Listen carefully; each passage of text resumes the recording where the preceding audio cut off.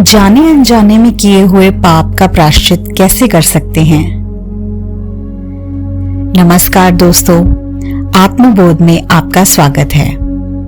तो आज जिस विषय पर हम चर्चा करने जा रहे हैं उसका टॉपिक है जाने अनजाने में किए हुए पाप का प्रायश्चित कैसे कर सकते हैं। हम में से कई लोग हैं जिनसे जाने अनजाने में अनगिनत बेहिसाब पाप, गुनाह, धोखे हो जाते हैं और हमारे मन में कहीं ना कहीं ये सवाल जरूर उठता है कि जो पाप, जो गुनाह,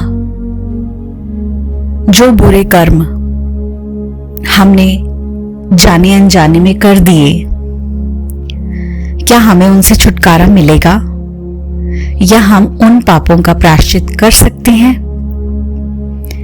या हमें उनकी सजा भुगतनी ही पड़ेगी। तो हम इसी विषय को आज आपको विस्तार से बताएंगे। वीडियो में अंत तक बने रहिएगा। तो चलिए बिना देर के शुरू करते हैं।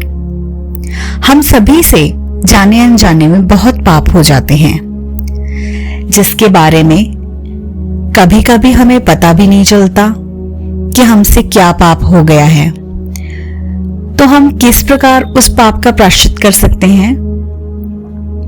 बहुत सुंदर प्रश्न है। यदि हमसे अनजाने में कोई पाप हो जाए तो क्या उस पाप से मुक्ति का कोई उपाय है? जी हाँ, श्रीमद् भागवत जी के 6वें स्कंद में महाराज परीक्षित जी श्री शुकदेव जी से ऐसा प्रश्न करते हैं तो भगवान उत्तर में कहते हैं, आपने 5वें स्कंद में जो नरकों का वर्णन किया उसको सुनकर तो गुरुवर रोंगटे खड़े हो जाते हैं।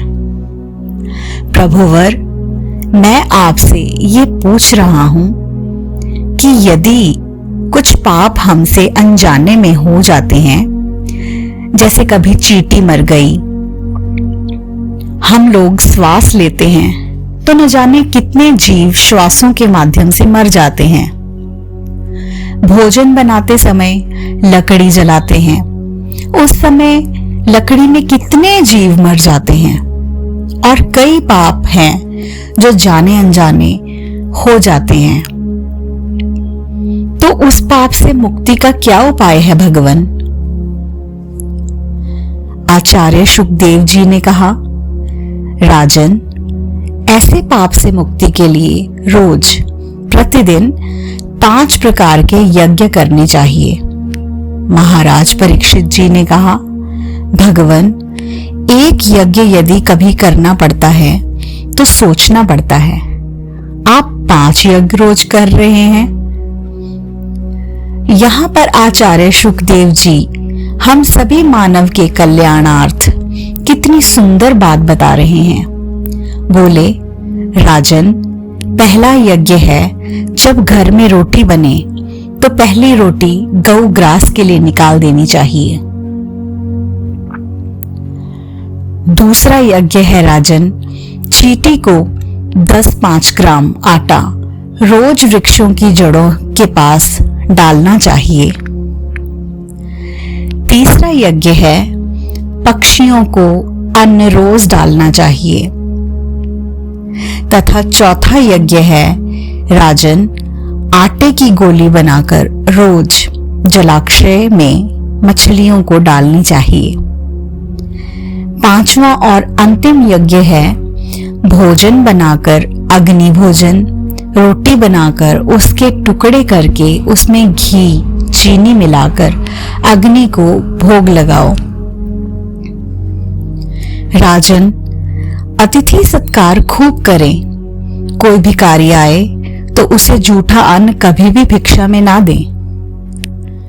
ऐसा करने से अनजाने में किए हुए पाप से मुक्ति मिल जाती है और हमें उसका दोष नहीं लगता।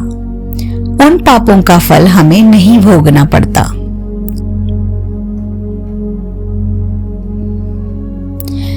राजा ने पुनः पूछ लिया, भगवन, यदि गृहस्थ में रहकर ऐसे यज्ञ ना हो पाए तो और कोई उपाय भी हो सकता है क्या? तब यहां पर श्री शुकदेव जी कहते हैं, हे राजन, कर्मणा कर्मनिहारो नः हातंतिक इष्यते अविद्वदधिकारितत्वाव प्राश्चितम विमर्शनम। नरक से मुक्ति पाने के लिए हम प्राश्चित करें। कोई व्यक्ति तपस्या के द्वारा प्राश्चित करता है तो कोई ब्रह्मचर्य पालन करके प्राश्चित करता है, कोई व्यक्ति यम, नियम, आसन के द्वारा प्राश्चित करता है। लेकिन मैं तो ऐसा मानता हूं राजन, केचितः केवल्या भक्त्या वासुदेव परायणः। राजन, केवल हरि नाम संकीर्तन से ही जाने और अनजाने में किए हुए पाप को नष्ट करने